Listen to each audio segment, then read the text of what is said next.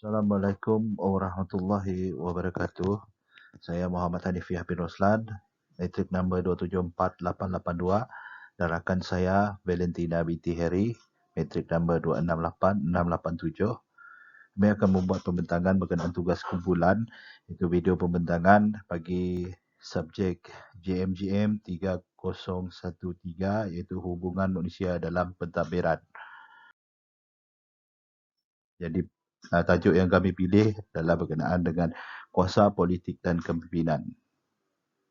Dalam sedar tidak sedar, kita sekarang ini telah beralih ke fasa endemik. COVID-19 sebelum ini telah menyebabkan kelumpuhan sektor ekonomi dan telah menjejaskan kehidupan masyarakat di seluruh dunia.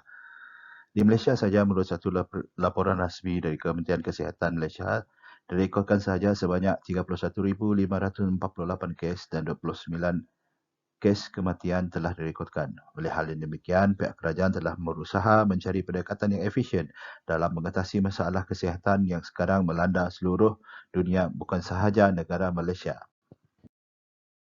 Pihak kerajaan telah mengambil dua pendekatan utama dalam mengurus hal tersebut, iaitu melalui kesihatan dan ekonomi rakyat. Oleh hal demikian, kita akan lihat bagaimana pengurusan pentadbiran pihak kerajaan Malaysia dalam situasi pandemik COVID-19 dari aspek kuasa, politik dan kepimpinan. Sememangnya COVID-19 ini benar-benar menguji tahap pentadbiran negara dalam mengurus kewangan, ekonomi dan rakyatnya. Perkara ini akan dikupas secara terperinci dengan menekankan perkara-perkara yang melibatkan kuasa, politik dan kepimpinan dalam kerajaan Malaysia. Oleh hal yang demikian, kita akan lihat bagaimana pengurusan pentadbiran pihak kerajaan Malaysia dalam situasi pandemik COVID-19 dari aspek kuasa, politik dan kepimpinan. Hubungan latar belakang. Di antara kementerian telah memikul amanah yang diberikan adalah Majlis Keselamatan Negara Malaysia. Majlis Keselamatan Negara atau secara ringkasnya dikenali sebagai MKN telah diwujudkan di bawah Jabatan Perdana Menteri Malaysia, berfungsi dan bertanggungjawab dalam mengurus serta menyelaras pelaksanaan terhadap dasar-dasar yang berkaitan dengan keselamatan Malaysia.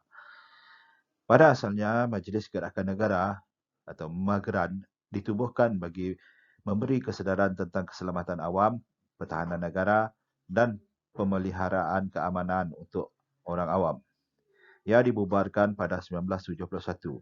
Dan pada tahun 1971 bersamaan 23 Februari, pihak kerajaan yang memerintah pada masa itu menubuhkan Majlis Keselamatan Negara.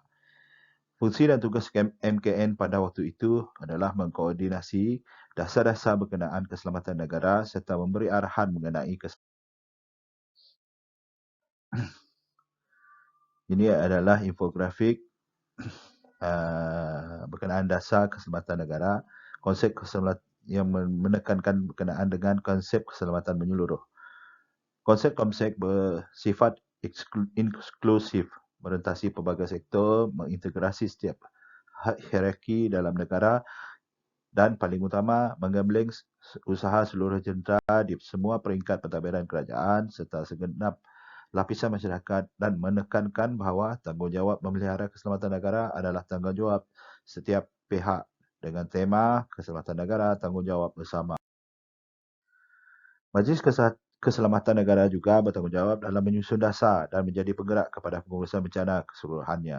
Ini termasuk juga peranan serta tanggungjawab agensi kerajaan, badan berkanun, pihak swasta dan badan-badan NGO.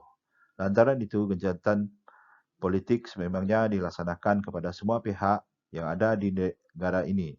Ini bagi memastikan Malaysia keluar dari kemelut pandemik COVID-19 dalam memastikan ia dapat dilaksanakan tanpa sebarang masalah atau gangguan. Gambar di sebelah menunjukkan penubuhan MAGRAN. Majlis Gerakan Negara atau MAGRAN telah ditubuhkan bagi tujuan menangani permasalahan yang timbul ekoran tercetusnya tragedi 13 Mei 1969.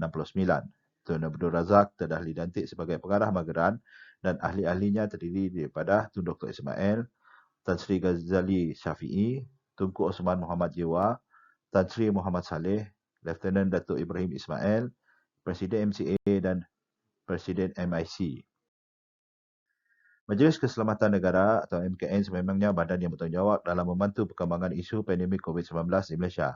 MKN merupakan sebuah agensi di bawah Jabatan Perdana Menteri di mana ia bertanggungjawab dalam krisis bencana seperti COVID-19 ini, di mana keselamatan negara menjadi tugas utamanya. Tan Sri Muhyiddin Yassin yang merupakan Pengerusi Majlis Keselamatan Negara MKN telah meletakkan COVID-19 sebagai agenda utama.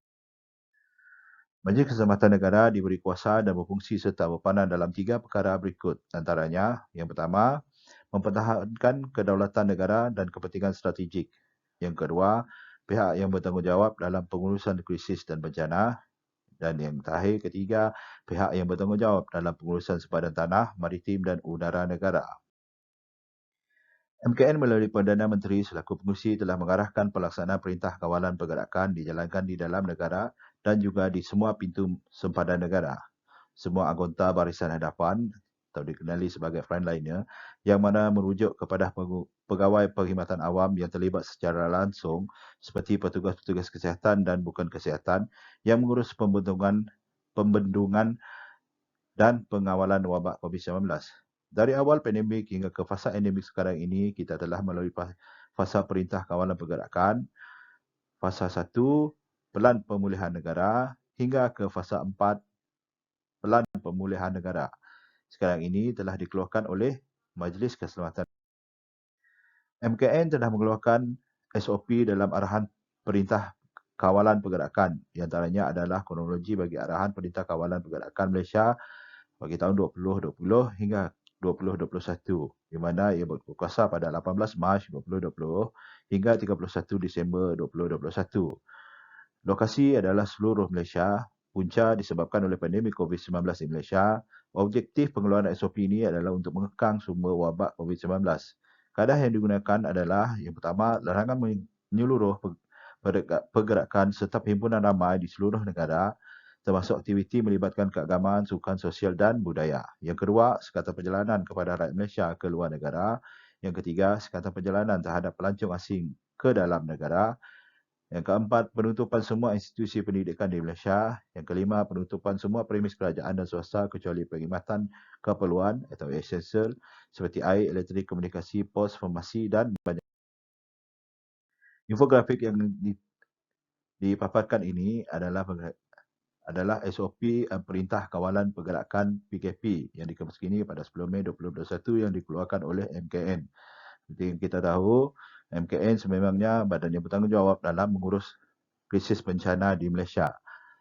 Sememangnya dia adalah antara agensi yang mengeluarkan segala usaha dan daya dalam membendung penyebaran COVID-19 ini.